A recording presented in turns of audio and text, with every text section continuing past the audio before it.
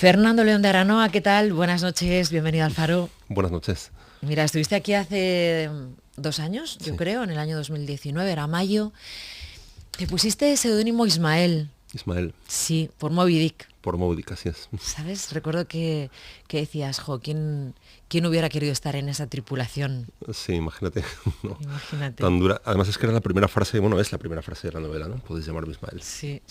Luego hablamos también del toldo 330, el que tenías ahí en la playa de Zarauz. En Zarauz, efectivamente.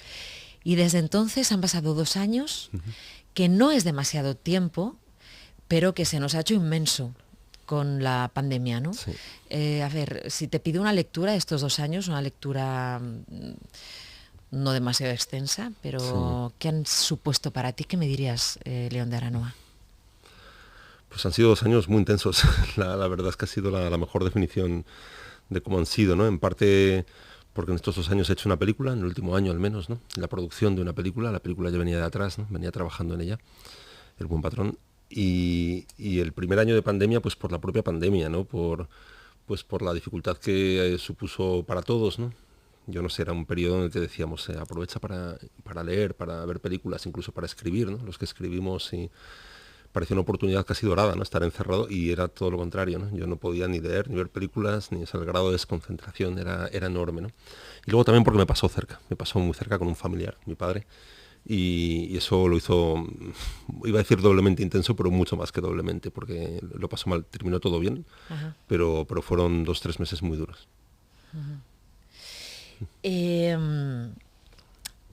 Es alucinante el concepto relativo del tiempo, porque hemos dicho los dos, fueron 2 años muy intensos. Tú hiciste una peli, El Buen Patrón, efectivamente, que ya llevas pensando en ella un montón de tiempo y pudiste hacer la realidad. Me cuentas que pasó lo de tu padre. Sin embargo, no pasaron muchas más cosas en la vida de casi nadie, porque podíamos hacer tan pocas cosas. Sí, se paralizó todo un poco, ¿no? Se paralizó un poco todo, ¿verdad? Sí. Recuerdo, hay un cuento de Ray Bradbury, ¿no? Que él habla de una prisión temporal, ¿no? Donde en vez de encerrar a la gente en un espacio, en una cárcel, se le daba una pastilla que hacía que el tiempo fuera más despacio, ¿no? Y esa era la manera de encerrar a la gente, ¿no? El tiempo iba mucho más despacio para ellos, que siempre me pareció algo terrorífico y a la vez una de esas ideas maravillosas de Bradbury, ¿no? Y es verdad que se parecía un poco a eso, ¿no? O sea, todo iba muy despacio, ¿no? Parece que han pasado 4 años, ¿no? Debería haber un calendario especial para estos últimos 2 años, ¿no? Es verdad. Bueno, ahora estamos de enhorabuena porque ya podemos ir al cine, podemos relacionarnos, podemos ir al teatro. Parece que va volviendo la vida tal y como la reconocíamos poco a poco a las calles, con precaución. Mira, revisando aquella entrevista que hicimos en el Faro aquel día, bueno, recuerdo que además de hablar de la playa, de San Sebastián, en casa de tu abuela, de tu trayectoria como guionista en el 1, 2, 3, que nos lo pasamos muy bien recordando aquello, me he dado cuenta de que no hablamos de algo que te quiero sacar hoy, que es de tu relación con esto.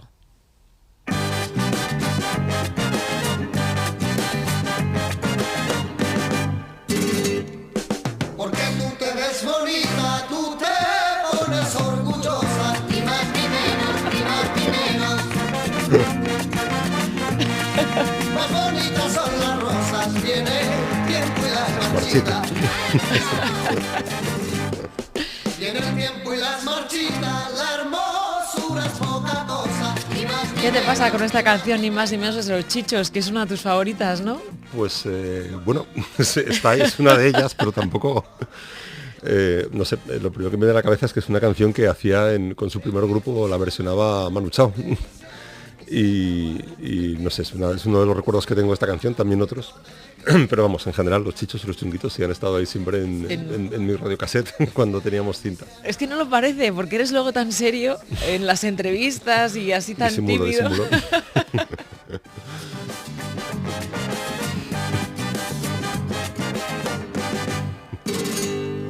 El cristal cuando se empaña se limpia y vuelve Bueno, a hay brillar. varias cosas que quiero tocar contigo en esta entrevista. Fernando León, la quiero centrar efectivamente en El Buen Patrón.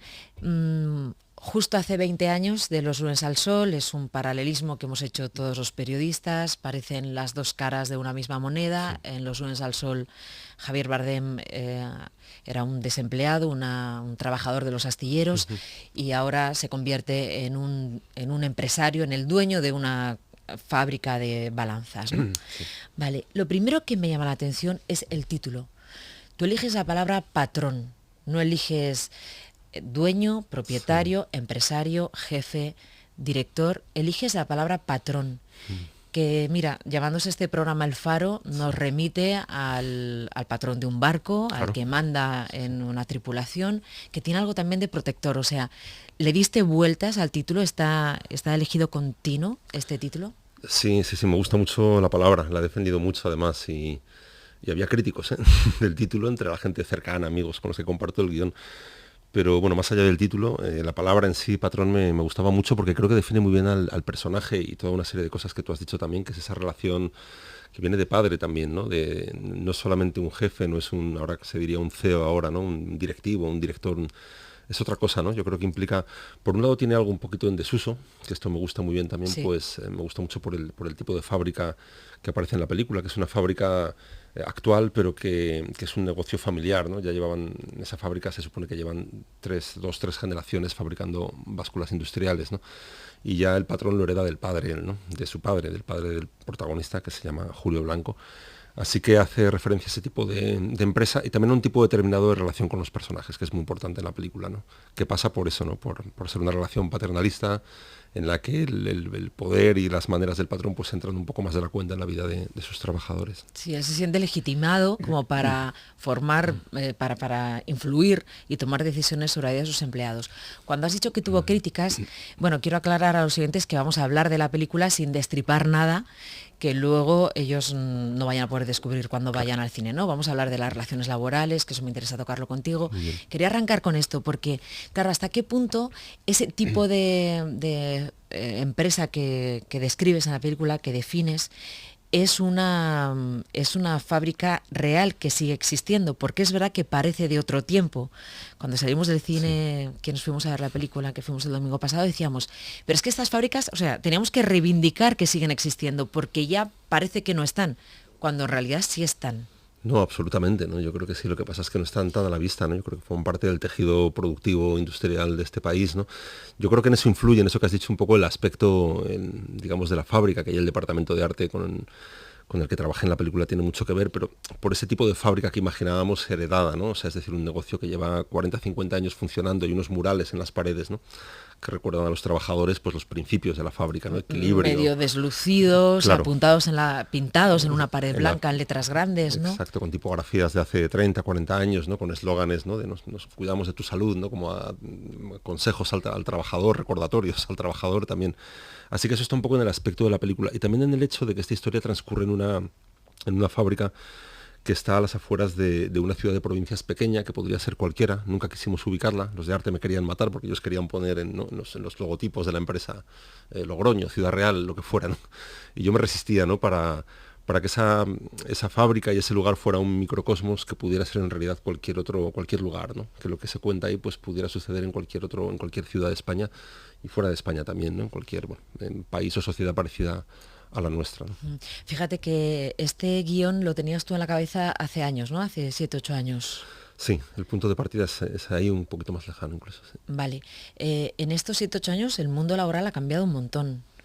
Tú haces bien diciendo, es una fábrica que podríamos encontrar a las afueras de una ciudad de provincias, porque cuando pensamos ahora en una compañía, pensamos en Silicon Valley, claro. Pensamos en gente teletrabajando, ¿no? En plantas, en edificios acristalados, pero eso no es el tejido industrial de un país.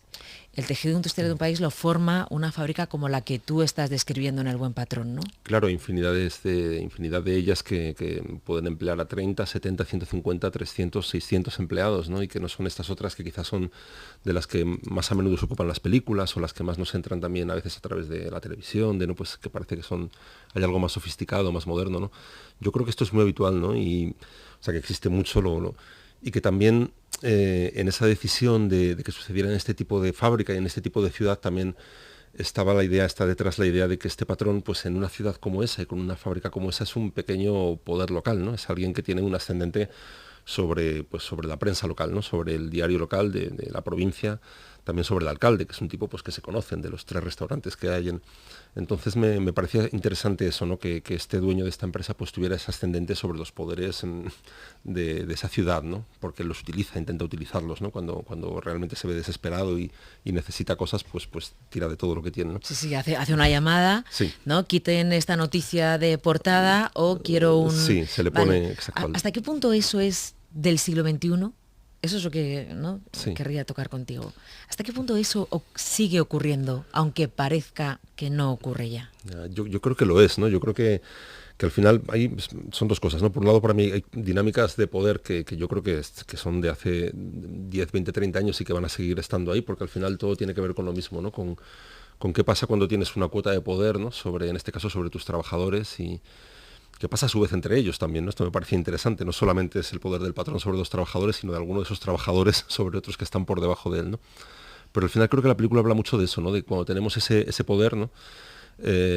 Hasta dónde somos capaces de llegar utilizándolo, ¿no? Y muchos pensamos que a lo mejor no, hasta que tienes realmente la necesidad de utilizarlo, ¿no? Es decir, si llega el caso, lo vas a usar hasta dónde, ¿no? Y creo que la película habla mucho de eso, ¿no?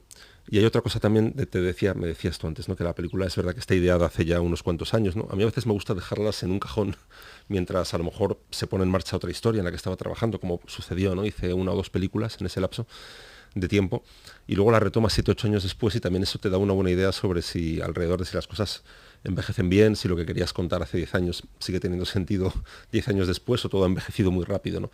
Un poco lo que me pareció cuando releí aquel tratamiento que había escrito hacía 7 o 8 años fue que todo lo que se contaba ahí seguía teniendo sentido, ¿no?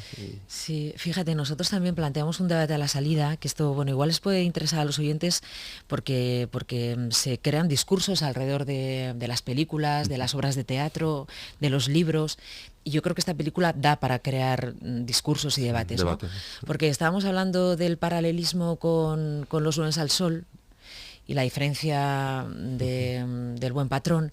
Allí se veía que había sindicalismo, que los trabajadores todavía se apoyaban unos a otros, todavía podían tener fuerza para influir en la política, en la sociedad. Y lo que refleja el Buen Patrón es un individualismo total. Es decir, el trabajador está solo. E igual, eso es lo que nos vincula a Silicon Valley, que decíamos, parecemos tan, claro, ¿no? Parecen dos cosas distintas, ¿no? Igual el punto de unión entre las compañías de Silicon Valley y la fábrica de balanzas que parece de hace 20 años, un poco rancia, está en que el trabajador cada vez está más solo. Tenemos miedo a hacer cualquier cosa porque si nos despiden nadie nos va a apoyar, ¿no? Sí, ese individualismo, ¿no? Y esa fragmentación también, ¿no? del trabajo. Es verdad, yo creo que esa es la diferencia a lo mejor más importante entre esas dos películas y en este paso de tiempo, en estos 20 años. Estoy seguro de que esta misma historia del Buen Patrón se podía haber contado hace 20 años, porque al final esas dinámicas tienen que ver también con el ámbito en el que suceden, ¿no? En el caso de Los lunes al sol era una película, es verdad, que hablaba sobre todo del desempleo y de esos un poco de lo que les pasaba a esos trabajadores sin trabajo, ¿no? En aquel momento pero eran trabajadores que bueno, eran gente del naval, ¿no? Eso en Los lunes al sol. Claro, sí, en Los lunes al sol hablaba de trabajadores de astilleros, ¿no? Que al final pues es una industria pesada en la que no solamente ya la fuerza de los sindicatos y de la unión, sino una cosa que yo aprendí mucho con ellos cuando hice la documentación para aquella película, se la escuché explicar muy bien, ¿no? Esa idea de la pertenencia a una clase, ¿no? De sentirse clase trabajadora, que es como se sentían ellos, ¿no? Y la fuerza que eso les daba cuando vienen mal dadas, ¿no? Tanto en lo más inmediato, pues cuando te ves solo, las cajas de emergencia, el apoyo de los compañeros en lo económico, a la hora de defender también tus derechos, ¿no? Frente a un cierre de una fábrica, pero también en lo más íntimo, ¿no? En lo que tiene que ver con la identidad, ¿no? Cuando te quedas realmente solo, como en la calle sin trabajo, como para ellos, ¿no? Lo explicaban ellos, cómo sentirte parte de algo, en este caso de la clase trabajadora, era también una especie tenía mucho de salvavidas, ¿no? De protección, de no quedarte en la calle y no solo estar solo, sino además no tener claro quién eres, ¿no? En esta película, en El Buen Patrón, es verdad que 20 años después el tipo de relaciones laborales que hay ahí abajo entre los empleados es muy distinto, ¿no? Eso no existe, ¿no? No existe esa conciencia de clase, no existe esa unión, ese apoyo entre ellos, y eso hace que el que se queda en la calle como un personaje de la película, que es José, ¿no? Que es un trabajador que al ser despedido pues acampa enfrente de la fábrica, está muy solito allí realmente, ¿no? Nadie se atreve a cruzar esa calle para decirle, ¿cómo estás? ¿Qué te pasa? ¿Necesitas algo? ¿No? Porque porque sabe que va a acabar en una lista negra de la gente que va allí a apoyarle, ¿no? Y eso es una cosa que cuando rodábamos las escenas de José, es un tipo que está allí solo enfrente con sus pancartas, con sus megáfonos y él grita consignas, ¿no? de un poco de otro tiempo, ¿no? O que podrían parecer de otro tiempo, ¿no? Él grita: el pueblo unido jamás será vencido. Sí.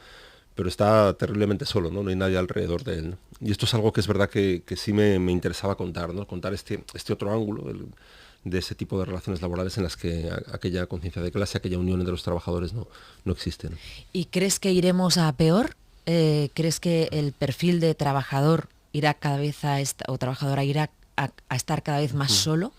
¿No? Pensábamos, claro, imagínate ahora con las redes, no te atreves a dar ningún paso, claro, porque te vas a quedar solo. O sea, aunque parezca que la gente te apoya solamente con un movimiento de redes, pero a la hora de la verdad nadie va a dar un duro por ti, nunca mejor dicho, ¿no? Claro, porque al final todo lo que sucede en el terreno de lo virtual es virtual, ¿no? O sea, es difícil que tenga una consecuencia en lo real, ¿no? Y a veces hace falta, ¿no? Como con este tipo de situaciones, ¿no? Yo me gustaría ser más optimista. Yo creo que muchas de las últimas reformas laborales que ha habido en los últimos años creo que llevan a eso, llevan a la precarización del trabajo, ¿no? A que se atomice, a que haya más empleos a lo mejor, pero de menos calidad, ¿no? Y entonces no soy muy optimista. También hay dinámicas, no sé, cosas que en los últimos años pues había un ensayo muy interesante, ¿no? Que se llamaba La corrosión del carácter, sobre la movilidad laboral, que también es algo que a priori, pues estos trabajos en los que cada 3 meses estás en un sitio, ¿no? Te cambian a una sucursal de no sé dónde, luego te vas a Alicante, luego te vas... Y parece que es algo casi bueno, ¿no? Cuánto viaja. Pero al final no se crean redes, no se crea tejido social, estás solo, ¿no? Luego no tienes compañeros de largo recorrido. Y con todo esto del teletrabajo, que es una cosa que también estamos... también mi preocupación es esa, ¿no? También creo que a eso hay que estar muy atento, ¿no? Porque si ya es difícil tener la solidaridad de tus compañeros cuando llevas 14 años trabajando con ellos, ¿no? Codo con codo. Si no los conoces, ¿no? Si estás en tu casa con un... Todo eso creo que son cosas que pueden repercutir para mal, ¿no? Entonces, no digo que vaya a ser así, lo que digo es que son cosas de las que deberíamos estar pendientes para que no pasaran, ¿no? Ojalá. ¿Tú crees que son estrategias de las grandes compañías, estrategias a medio y largo plazo? Fíjate, es interesante este ángulo que tocas, ¿no? El tema de la movilidad, ¿no? Sí, ¿no? Si tú estás tú solo en tu casa, trabajando en tu mesa, no vas a crear un tejido, una empatía con tus compañeros, claro, de modo que nunca podrás estar en contra del patrón. Sí, porque si estás en contra, claro, vas a quedar más solo que la una. Sí, yo creo que desde luego no hay que descartarlo. Es decir, no digo que sea la base de... Pero, por ejemplo, con el tema de la movilidad laboral, no tengo ninguna duda de que ha sido así muchas veces, ¿no? O sea, que estar 3 meses en un lugar, 6 meses en otro, 3 tiene que ver también con eso, ¿no? Con que no se genere ahí un apoyo y una unidad que está además en el ADN, ¿no? Del ser humano, de decir, coño, apoya al tipo que está al lado tuyo, que es muy difícil. Y creo que sí hay lógicas de esas que seguramente son mucho más perversas de lo que creemos. ¿Sí? Bueno, Fernando, quiero que hablemos un poquito de Javier Bardem, que está descomunal en esta película, descomunal. Es difícil que Javier Bardem se supere, ¿no? Porque ya lo ha hecho todo muy bien. Y de pronto le ves en esta película con esa vis cómica que tiene, porque la peli no deja de ser también un poco una sátira. Tiene una parte de comedia, ¿no? Satírica, totalmente. En la que toca muchos tópicos desarrollados, que eso también hace que el espectador tenga momentos en los que se parte de risa, la verdad. Pero es que Javier Bardem está redondo. Sí, en ese registro también, ¿no? Esto que decías del humor para mí era muy importante, porque en este desastre que quiere contar la película de las relaciones laborales, es verdad que la contrapartida, si es que la hay, era hacerla de esa manera, ¿no? Hacerla con mucho sentido del humor, con sentido de la sátira, de alguna manera riéndonos de esto, que no sé, cuando veas la película te puedas sentir más o menos contado, más o menos reflejado, pero que al menos te puedas reír con ello, ¿no? Ya que es una tragedia, vamos a reírnos, ¿no? Sí, bueno, eso es una comedia, ¿no? Que te echas la carcajada y luego se quede congelada en mitad de la cara. Sí, dices, ¿de qué me estoy riendo, ¿no? Desde lo que te contaba de este trabajador, de José, lo que hablábamos, ¿no? De este señor tan solo en realidad, pero bueno, hay mucho humor ahí, ¿no? Pero es un humor que sale del dolor también, ¿no? Que al final es un tipo de humor que, no sé, que a mí que me interesa mucho, que creo que es interesante y que, en fin. Pues, pero bueno, sí, junto a eso, es verdad que una de las cosas en esta película con Javier, que habíamos hecho 2 películas ya juntos, quizá la más novedosa en nuestra relación era precisamente eso, ¿no? Como el humor, ¿no? O sea, hasta dónde llegas en una comedia como esta, ¿no? Porque ante todo antepones la verdad, ¿no? O sea, antepones que en el plano lo que pasa ahí dentro, en el rectangulito, sea real, sea veraz, sea respetar al espectador también, ¿no? Pero a la vez hay mucho humor en el texto y en las situaciones, ¿no? Entonces, ¿cómo se cuenta sin que resulte una imposición a la historia, ¿no? O sea, es decir, y es verdad que ahí nos lo hemos pasado muy bien, hemos jugado mucho a afinar, él también, a mí me ha encantado verle en ese registro, porque yo creo que de una manera tan clara, hacía mucho tiempo que no le veía a Javier, hacía muchos años. En Los lunes al sol había mucho humor, pero estaba en otro sitio, ¿no? No era tan... Y me ha gustado mucho verle Pero disfrutar. esos gestos que pone Javier Bardem en la película los practicaba él delante del espejo y llegaba a los rodajes y decía, mira Fernando, he pensado qué cara tengo que poner cuando esté en la cena con la familia y no sé cuántos, no vamos a desvelar nada. Sí. O sea, él venía con los gestos aprendidos de casa, o cómo funciona Javier Bardem. No te lo sé decir, es que claro, te refieres a una escena en concreto es verdad que es muy divertida, es una especie de centro de la película, ¿no? Donde toda la situación tiene mucho humor y él está particularmente cómico. Si yo rodando la escena, los gestos no sé, pero yo veía, es una escena donde él lo pasa mal, porque es una situación donde él está sometido a mucha presión, a mucho estrés, que él decía, qué mal se pasa siendo patrón, tal. Y es cierto, y en esa escena lo que pasaba era que yo le veía hacerse cada vez más pequeño en el fotograma, o sea, y yo decía, ¿cómo consigue esto, no? Que su cuerpo, que no es un cuerpo pequeño, cada vez vaya siendo más pequeñito y se vaya como escurriendo de la silla, porque lo que querría el personaje en ese momento es desaparecer, ¿no? De esa situación. Y eso lo transmite él físicamente y es muy divertido de ver, la verdad. Trabajas bien con Javier Bardem, lo pasáis bien, disfrutáis, ha sido un rodaje duro porque ha sido en plena pandemia, Sí. pero ¿te gusta seguir trabajando con él? ¿Lo disfrutas? Sí, mucho, mucho. Además, yo creo que cuanto más trabajamos, más comodidad encontramos a la vez. Además, no sé, es muy divertido, hay mucha complicidad, hay muchas cosas buenas, ¿no? Que suceden ahí, nos conocemos muy bien ya los dos, ¿no? ¿Es verdad que os conocisteis en Las Vegas? Sí, sí, sí. Es verdad que, que ibas tú ahí y estaban Jordi Moya y Javier Bardem. Sí, sí. Cuéntame cómo fue ese encuentro. Yo estaba escribiendo un guión para una productora americana sobre un músico mexicano que trabajó mucho tiempo en Las Vegas, en los años 50, 60. Y yo estaba documentándome, yo había hecho un viaje, yo estaba solo por allí en Las Vegas, iba a los lugares donde él actuó, buscaba gente que hubiera podido trabajar con él, que aún lo sabía. Y ya estaba un poco desesperado porque fue mi primera incursión en Las Vegas y yo estaba ahí desesperado diciendo, esto es una pesadilla. ¿Qué hago aquí? Claro, ¿No? ¿Esto qué es? Esto es un plato inmenso. Estoy... Sí. Y en ese momento no de hay desesperación realidad. estaba a punto de cruzar una calle, bueno, el strip, ahí como en el inicio, en la zona vieja casi, y de repente pues es verdad que pasó un coche y me pareció mi nombre, cosa muy surrealista en Las Vegas, casi en Madrid, pero imagínate allí, y entonces es verdad que era Javier que iba con Jordi Moya, con Candela Peña, con más gente. Y entonces se bajaron, ¿qué haces tú aquí? Me dice, y digo, pues ¿qué haces tú aquí? O sea, y estuvimos conversando un rato, pero no teníamos enorme confianza, no nos conocíamos mucho. Entonces ellos también, bueno, pues nos despedimos y fue gracioso porque vi cómo paraba el coche otra vez a los 30 metros y se acercó, creo que fue Jordi Moya, para decirme, oye, que queremos respetar tu proceso creativo, pero que vamos a cenar, que si te quieres venir. Y yo dije, por favor, casi salto al capó del coche porque yo estaba ya, mi proceso creativo estaba completo ya. Necesitaba irme a cenar con unos amigos y lo pasamos en grande. Esa fue la primera vez que cuando conocí a Javier. Sí. ¿Eso hace cuántos años fue, Fernando? Pues esto fue poco antes de Los lunes al sol, año 2000, 1999. O sea, 2000. 20 años, 20 años ya sí. de relación. Sí. Hay una cosa muy buena que has contado también, que cuando... Pues yo creo que cuando le llamaste para Los lunes al sol, yo creo. Sí. Cada vez que alguien le llamaba era alguien más importante. Más importante, ¿no? que el anterior. Exacto. Que alguien te llama, es Spielberg. Javier, que te llama alguien, son los Cohen. Sí. Y tú y tú Sí, pensarías, ¿pero va a hacer la peli conmigo? Claro, yo no me lo creía porque saltaba el contestador, estábamos en su casa, saltaba el contestador y era eso, el asistente de Spielberg o el asistente de no sé quién, ¿no? Y cada vez era un director más importante y mejor que el anterior.